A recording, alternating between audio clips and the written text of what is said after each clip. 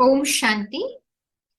परम पिता परमात्मा शिव को पहचानने की इस रूहानी यात्रा में हम आगे बढ़ेंगे। अब तक हमने जाना भगवान का नाम, भगवान का रूप, भगवान सर्वव्यापी नहीं है। मनुष्य गुरु और भगवान में क्या अंतर है?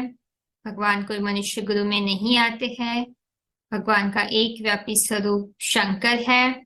शिव शंकर के बीच में क्या अंतर है? और भगवान जो है अभी भारत में आए हुए हैं। आज की इस सेशन में हम जानेंगे कि भगवान ने तीनों मूर्तियों के द्वारा, भगवान का मुकर्रर रथ एक ही है, शंकर, जिनके द्वारा भगवान जो है सबका कल्याण करते हैं और जिनके माध्यम से ही भगवान हमें वो कहते हैं कि हम उनको याद करें। पर उनके अलावा भगवान के जो दो सहयोगी मूर्ति है वो है ब्रह्मा और विष्णु। गाया भी हुआ है शास्त्रों में, ब्रह्म देवताय नमः, विष्णु देवताय नमः, शंकर देवताय नमः। सो त्रिमूर्ति है ना, त्रिमूर्ति जो है वो शिव परमात्माय नमः है ना। तो भगवान तीन मूर्तियों के द्वारा जो है अपने कर्तव्य करते हैं। भगवान के तीन कर्तव्य जिसके यादगार में हमने बताया था कि भगवान शिवलिंग पर बेल पत्र, तीन पत्ते वाले बेल पत्र चढ़ाए जाते हैं कि तो तीन बेल पत्र जो तीन मूर्ति है ना, वो इस धरती पर है। तो उसका रेफरेंस भी यहाँ हमें मिलता है श्रीमद् भगवद गीता में चैप्टर 13 श्लोक 16, जहाँ भगवान कहते हैं है ना कि is Vishnu the one who maintains the living beings, is Maharudra the destroyer, is known as Brahma the creator. तो चलिए हम जानते हैं अभी ओम शब्द का दूसरा अर्थ। ओम, पहले हमने बताया था ओम माना अहम आत्मा। और अभी दूसरा मीनिंग है ओम का, है ना। आपने सिलेबल अगर आप बराबर उसको चैंट करो तो आपको क्या वो सिलेबल आएंगे। ठीक है, वो है आ ओम, आओम। ठीक है, माना आ फॉर ब्रह्मा, ऊ फॉर विष्णु, म फॉर महेश, है ना। तो ये तीन मूर्ति जो है ना, उसकी यादगार में जो है ओम शब्द आया है। भगवान का नाम ओम का नाथ भी दिया है। ठीक है, माना भगवान इन तीनों देवताओं के द्वारा जो है तीन मुख्य कार्य करते हैं, स्थापना, विनाश और पालना। ठीक है, इसीलिए जो है ब्रह्मा के मुख से कहते हैं ओम शब्द पहले निकला, है ना। तो ओम भगवान जो है तीनों कार्य जो है वो नहीं कर सकते हैं ये अगर ये तीन मूर्ति का सहयोग भगवान को ना हो। ठीक है, इसीलिए जो है ओम शब्द जो है वो क्या तीन पर्सनालिटी को रिप्रेजेंट करते हैं। ठीक है, वो हमें याद रखना है। और वो तीन पर्सनालिटी के द्वारा जो तीन कार्य किए हैं उसकी यादगार में भगवान का नाम ओमकार नाथ पड़ा है।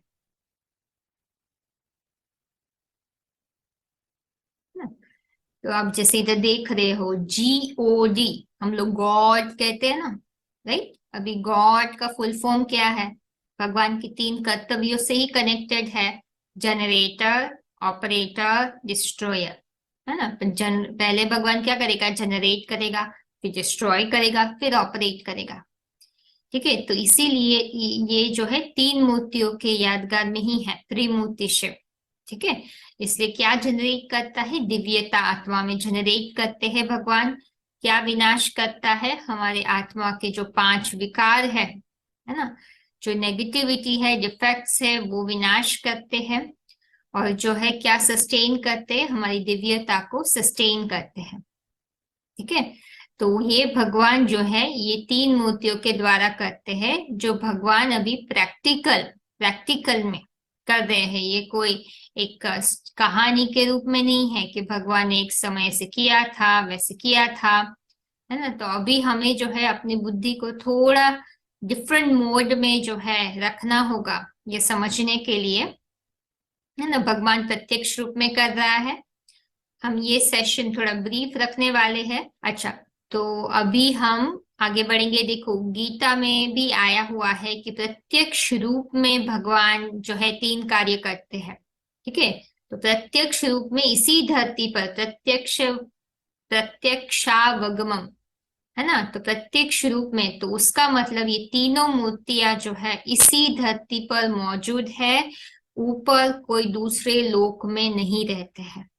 ठीक है, वो मन बुद्धि से सबसे ऊंची स्थिति में है, रहते हैं। ओके, वो लक्ष्य को साधते हैं, तो मन बुद्धि से कंपेरेटिवली बाकी आत्माओं से उनकी आत्मिक स्थिति ऊंची होती है, इसलिए शास्त्रकारों ने उसको ऊंचा दिखा दिया शास्त्रों में। ठीक है, तो हमने सब फिजिकल सेंस में ले लिया, वे भगवान ने उसको उस शास्त्रों का सही सार बता रहे कि शास्त्रकार जो है जिन्होंने लिखा था उसका आध्यात्मिक रहस्य जो है समझाने के लिए वो दिखाया था, बट हमने हकीकत वैसे ही ले ली। ठीक है, तो हकीकत में ये तीनों देवताएं जो है वो कोई ऊपर नहीं रहते हैं, वो तीन मूर्तियां जो है वो ऊपर नहीं रहती है, वो इसी धरती पर रहते हैं। ठीक है, तो ये समझने की बात है, अभी वो प्रैक्टिकल में है इस धरती पर, इसीलिए तो भगवान आए हैं। भगवान आने के बाद ही हमें उनकी पहचान हुई है। तो देखो, वैसे 33 करोड़ देवताएं गाय है। ठीक है, सनातन धर्म में कहते हैं ना कि 33 करोड़ देवताओं का गायन है। ठीक है, तो 33 करोड़ देवताओं में श्रेष्ठ देवता कौन है ना, जिसके आधार से भगवान ये सृष्टि का परिवर्तन करेगा? ब्रह्मा विष्णु शंकर। भगवान का लक्ष्य क्या है, यहाँ भगवान क्यों उनका सहारा ले रहे हैं? कि पहले तो वो लोग मनुष्य, साधारण मनुष्य तन में है ना, तो भगवान को तो उनको पहले वापस ओरिजिनल उनके जो हाईएस्ट फॉर्म है उनको परिवर्तन करना है। ठीक है, अभी वो मनुष्य बन गए हैं। ठीक है, आपने बिलीफ सिस्टम जो है, बिलीफ सिस्टम का जो प्ले लिस्ट है, ठीक है, जो उसमें आपको प्ले लिस्ट में वो टाइटल दिखेगा बिलीफ सिस्टम का। ठीक है, तो बिलीफ सिस्टम का जो भी सेक्शन है, अगर आपने उसकी सब रिकॉर्डिंग सुनी होगी तो आपने ये जाना होगा क्लियरली, है ना, प्रूफ्स के साथ के देवता ही मनुष्य बनते हैं।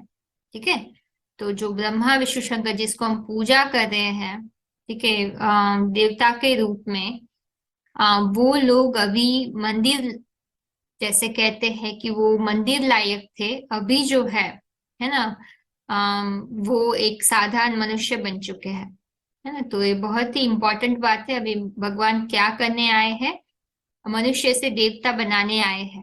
ठीक है, नर से नारायण भगवान बनाने आए हैं। है ना, नर से नारायण, नारी नारी से लक्ष्मी, गीता में भी ऐसे इंडिकेट किया हुआ है, राइट? तो इसीलिए इस पर्पस से जो है ये तीन देवताओं का कार्य जो है वो ऊंचा माना जाता है।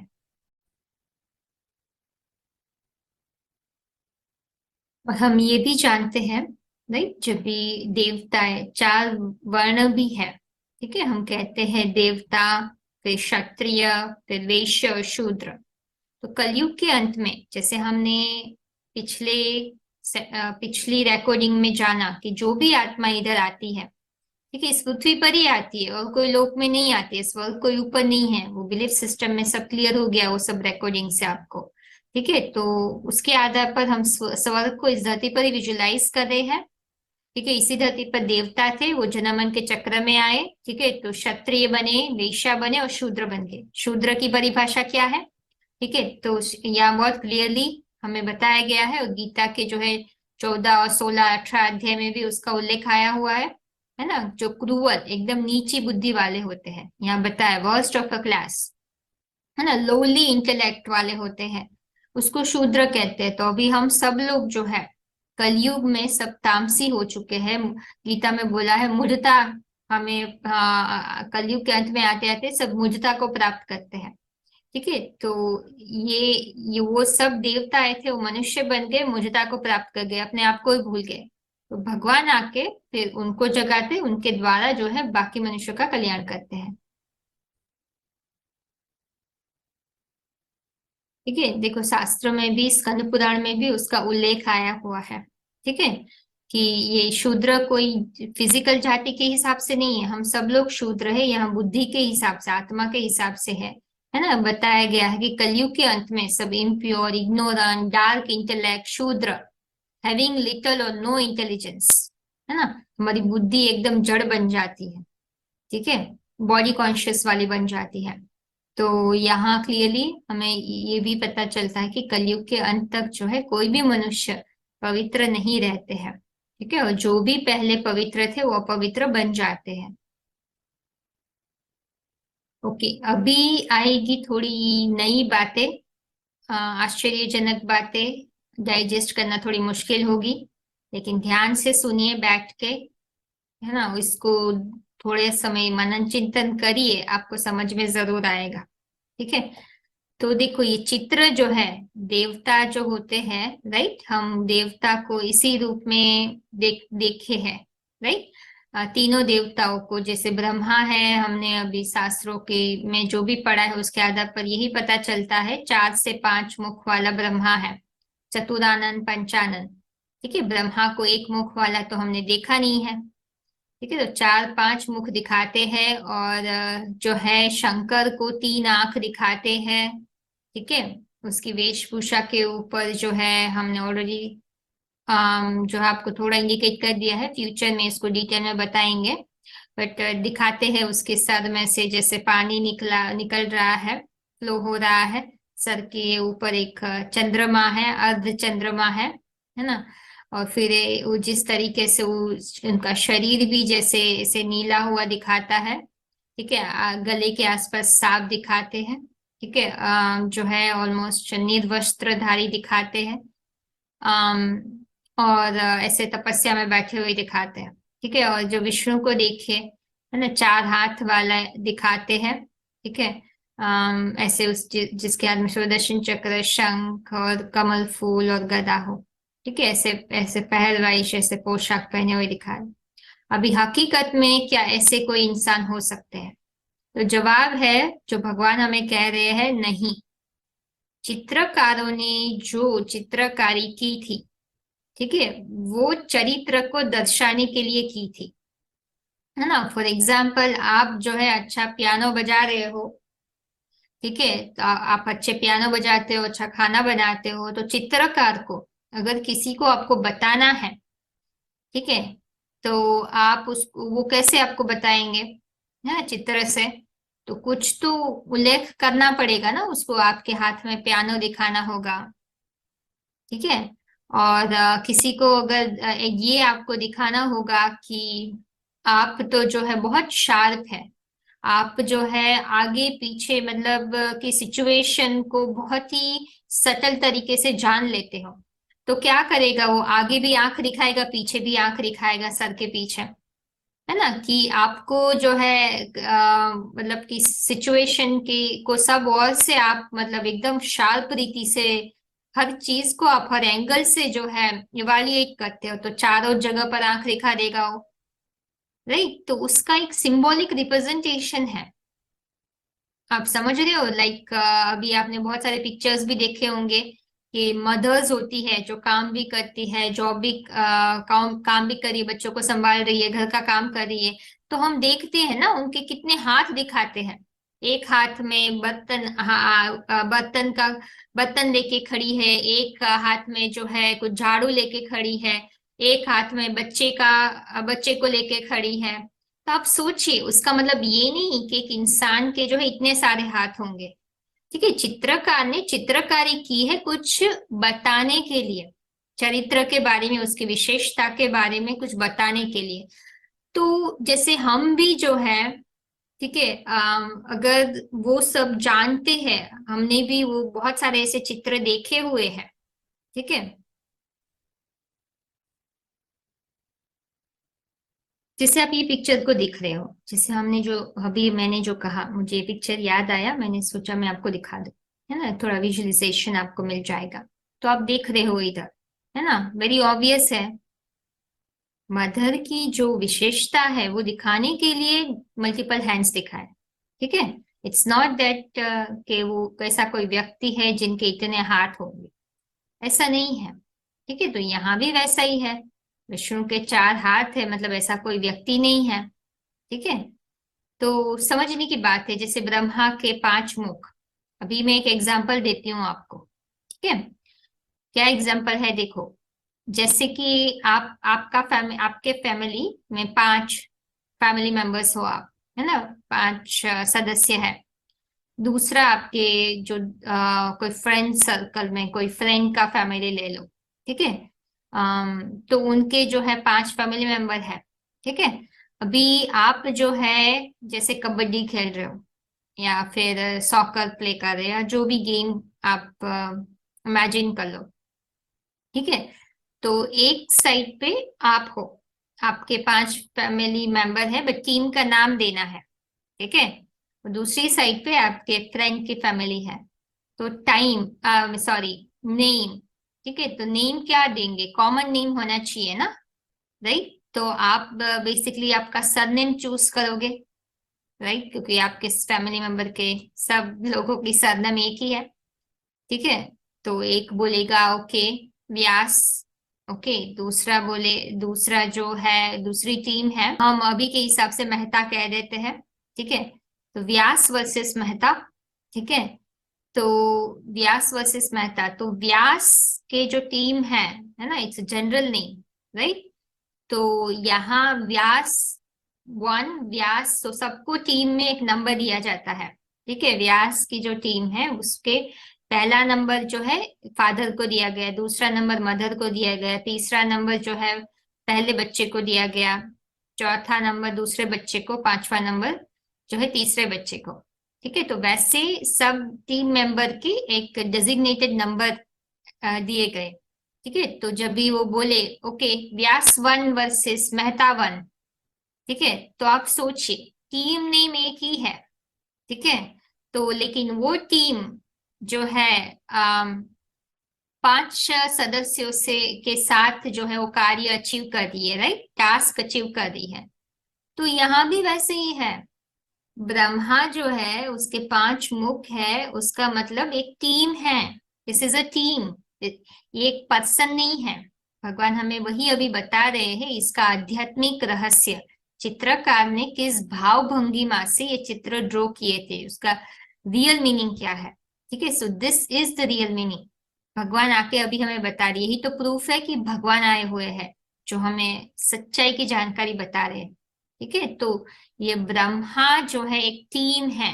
वैसे देखिए, आप थोड़ी देर के लिए अपना पर्सपेक्टिव चेंज करिए, थोड़ा माइंड को फ्री करिए इस पर्सपेक्टिव से देखने के लिए, तभी आप सच्चाई तक पहुंच पाओगे। पुरानी मान्यता के आधार पर ही सब देखना चाहेंगे तो आपको सच्चाई कभी नजर नहीं आएगी। थोड़ी देर के लिए उस सब चीजों को साइड में रखें, ये नए दृष्टिकोण को आप समझने की कोशिश करें, है ना।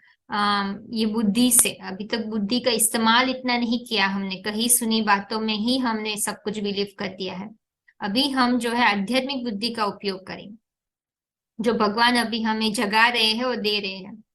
ठीक है, तो उसके आधार पर ब्रह्मा एक टीम है। भगवान ने 5 आत्माओं, आत्मा सर के ऊपर सर में बैठती है, तो भगवान आके 5 हेल्पर्स लेते हैं, 5 helpers as souls. Okay, 5 souls की मदद लेते हैं और सोल्स हेड में रहती है, तो उसके लिए जो है 5 हेड्स दिखाया है। ठीक है, ऊपर एक हेड है और 4 हेड जो है 4 डायरेक्शन में, तो इसीलिए चतुर्दानन और पंचानन कहा जाता है। भगवान ने क्रिएशन के टास्क में, सो ईच टीम, उनका कुछ एक पर्पस है, एक टास्क है। ठीक है, तो ईच टीम का जो पर्पस है, जो उनको सर्व करना है, ईच मेंबर को इंक्लूड करते हुए।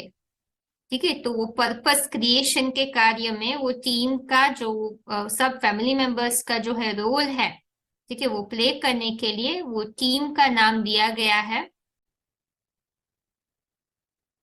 तो देखो, जैसे ब्रह्मा की एक टीम है, ठीक है, वो टास्क अचीव करने का काम जो है भगवान ने 5 आत्माओं को मिलकर करने को करने की रिस्पॉन्सिबिलिटी दी थी। बट अभी जो विनाश का काम है ना, उसमें तो एक ही व्यक्ति दिखाया है। विनाश तो एक के द्वारा ही होता है। तो इसमें एक टीम नहीं है, विनाश कराने वाला एक ही है। ठीक है, इसलिए उसको वो पांचों में से एक ही आत्मा है, उसको सेपरेट कर दी है, जिनके द्वारा जो है भगवान ये बड़ा टास्क अकॉम्प्लिश करते हैं। ठीक है, तो शंकर के हिसाब से वो पांचों में से एक जो है, जो विनाश के लिए निमित्त बनते हैं, उनको हमने जो है शंकर के रूप में दिखाया है राइट साइड पे।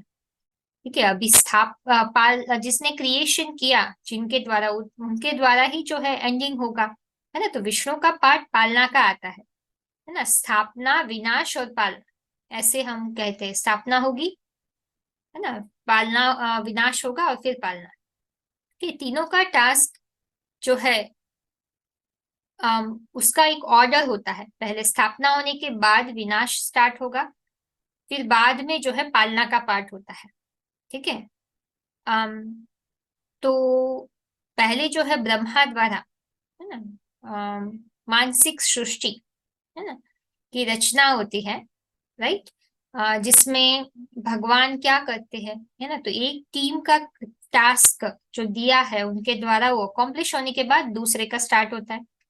ठीक है, तो फॉर एग्जाम्पल, जब भी बिल्डिंग बनाते हैं तो पहले मन में नक्शा आता है, राइट।